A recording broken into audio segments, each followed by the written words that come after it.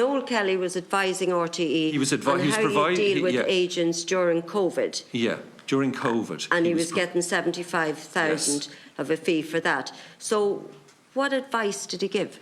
I don't know exactly what advice he So gave. you didn't ask, you're the Chief Finance Officer. There's 75,000 euro, or two payments of 75,000. Deloitte flagged it up with you that there was concerns about it.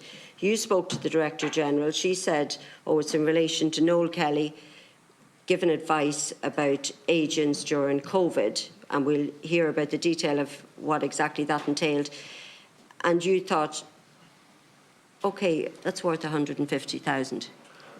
I didn't think that was worth 150,000 what was the advice? at the time. What did you learn from that 150's worth that you thought?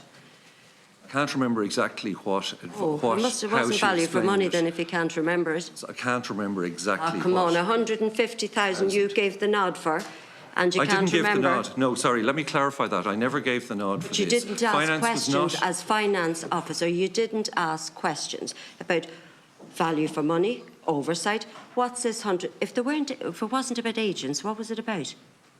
It was to do with how RT was structured during COVID. Right. Just give one sentence about what that entails. That the executive board didn't have the knowledge of or didn't have the expertise about. It was advice that the Director General had received on how RT structured itself and presented itself during COVID. Now, I can't say any more than that because I'd have to consult my notes and see exactly what explanation was given. But I relayed back exactly what I was told to Deloitte's. And at that stage, I wasn't involved in improving the transaction at that stage. The transaction had happened. I was relaying back an explanation. But the auditors had flagged up a concern about the payments. Flagged up a concern. You raised it with the Director General. You didn't question her pretty much. You took it on board. Well, I took her explanation. She said, yeah, you didn't. As Chief Financial Officer, you thought, that's grand. I'll get back. I'll tell Deloitte. That's what the story was. And then it went from there. So that's what you're saying? That's what it was, yes. Yeah. Would you say you're not effectively doing your job? Well, I think at that stage she gave what appeared to be a plausible explanation. You can't remember. Look, I can't remember the exact details of it. Yeah, it's just so ridiculous. I'm going to move on. So I'm just wondering, I'd imagine you're extremely diligent.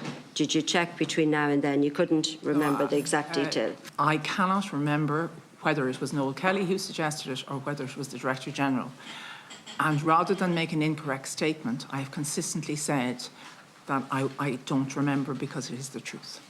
What did Noel Kelly, when the conversation you had with him, he was looking to have those invoices raised, what did he tell you the invoices were for? Now, come on, be truthful. What did he tell you the invoices were for? But just to be clear, Deputy, I spoke to him about raising the invoices to send to the barger company. Right. And so you were having a conversation with Noel Kelly about raising invoices, but you didn't know what the invoices were for? I knew the invoices. Seriously? Deputy, I knew the invoices were related to the 75 grand payment per year, which I had been across in year one, and which I was not across in year 2 and 3, but was asked to use the barter account to pay for it. So I knew what they were for. You knew they were for top-up payments for Ryan Tubridy? Yes, I did. But you still went ahead with them? You didn't question anything? You knew that they were being put through you were raising the invoices, putting them through accounts under the heading of consultancy fees, knowing full well that they were top-up payments for Ryan Tubridy? I had no idea whether there was a separate agreement. I knew in year one that Ryan Tubridy there was a legitimate deal with Renault where 3 events happened, and they did happen in 2022. I knew there was nothing done through a commercial partner for these invoices, but I did not know what other things Ryan Tubridy might be doing for RT for that payment. That was not discussed with me. Could I just have one very short question? It's just to the Paula Mullooly, just the legal services. Would you have a view on any legal concerns raised by kind of creating false invoices, if you like? Yes. Could there be, is it something that could be kind of presented as a criminal offence? No, and we took specific advice on that. Or could there be company law or tax law breaches? And I'm not familiar with the specifics of that, but I would agree it's highly inappropriate. You were aware that the 75,000 was for NK, Noel Kelly? okay, that was going for consultancy. Yeah? But, and you said that it was in relation to services for consultancy. In a vague way, you said about how RTE dealt with agents. No, and how RTE structured itself during COVID. No, you said about relating to agents. Yeah, no, Mr. Kelly is an agent. Yeah, no, sorry. So, If I said agent, I'd just correct that. So yeah. just so we're clear before we move on here, Yeah. have we a situation in RTE where Noel Kelly was getting 75,000 payments, supposedly under the heading of consultancy, as an agent, to help RTE to understand how they should deal with agents? Because that's the picture that's being presented. No, it wasn't. It wasn't explained that this was to help Noel But you Kelly know how deal to with. check.